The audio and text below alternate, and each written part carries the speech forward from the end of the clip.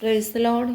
യെശയ്യാ പ്രവാചകന്റെ പുസ്തകം 32-ാം അധ്യായം അതിൻ്റെ 1 മുതൽ 20 വരെയുള്ളതായ വേദവാക്യങ്ങൾ. ഒരു രാജാവ് നീതിയോടെ വാഴും, പ്രഭുക്കന്മാർ ന്യായത്തോടെ അധികാരം നടത്തും. ഓരോരുത്തൻ കാറ്റിനൊരു മറവും വിശറിനൊരു സങ്കേതവുമായി വരണ്ട നിലത്ത് നീർത്തോടുകൾ പോലെയും ക്ഷീണമുള്ള ദേശത്ത് വമ്പാറയുടെ തണൽ പോലെയും ഇരിക്കും. കാണുന്നവരുടെ കണ്ണ് ഇനി മങ്ങുകയില്ല, കേൾക്കുന്നവരുടെ ചെവി ശ്രദ്ധിക്കും. അവിവേകികളുടെ ഹൃദയം പരിജ്ഞാനം ഗ്രഹിക്കും, വിക്കന്മാരുടെ നാവ് തടവില്ലാതെ വ്യക്തമായി സംസാരിക്കും.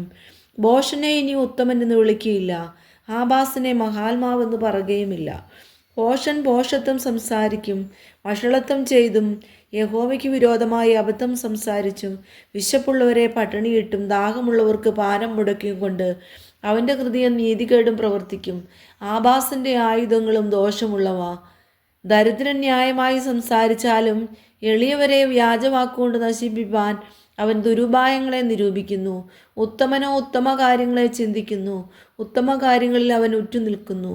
സ്വൈര്യമായിരിക്കുന്ന സ്ത്രീകളെ എഴുന്നേറ്റ് എൻ്റെ വാക്ക് കേൾപ്പീൻ, ചിന്തയില്ലാത്ത പെണ്ണുങ്ങളെ എൻ്റെ വചനം ശ്രദ്ധിപ്പീൻ. ചിന്തയില്ലാത്ത പെണ്ണുങ്ങളെ ഒരാണ്ടും കുറേ നാളും കഴിയുമ്പോൾ നിങ്ങൾ നടുങ്ങിപ്പോകും, മുന്തിരിക്കൊയ്ത്ത് നഷ്ടമാകും, ഫലശേഖരം ഉണ്ടാകുകയുമില്ല.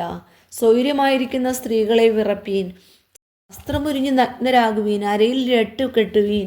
മനോഹരമായ വയലുകളെയും ഫലപുഷ്ടിയുള്ള മുന്തിരിവള്ളിയെയും ഓർത്ത് അവർ മാറത്തടിക്കും. എൻ്റെ ജനത്തിൻ്റെ ദേശത്ത് ഉല്ലസിത നഗരത്തിലെ സകല സന്തോഷ ഭവനങ്ങളിലും മുള്ളും പറക്കാരെയും ഉളയ്ക്കും. അരമന ഉപേക്ഷിക്കപ്പെടും, ജനപുഷ്ടിയുള്ള നഗരം നിർജ്ജനമായിത്തീരും. കുന്നും കാവൽ മാളികയും സദാകാലത്തേക്കും ഗുഹകളായി ഭവിക്കും. അവ കാട്ടുകഴുതുകളുടെ സന്തോഷസ്ഥാനവും ആട്ടിൻകൂട്ടങ്ങളുടെ മേച്ചിൽപ്പുറവുമായിരിക്കും.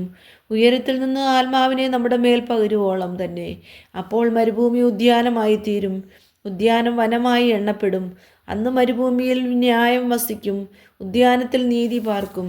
നീതിയുടെ പ്രവൃത്തി സമാധാനവും നീതിയുടെ ഫലം ശാശ്വത വിശ്രാമവും നിർഭയതയും ആയിരിക്കും. എൻ്റെ ജനം സമാധാന നിവാസത്തിലും നിർഭയവസ്തികളിലും സ്വൈര്യമുള്ള വിശ്രാമ സ്ഥലങ്ങളിലും പാർക്കും.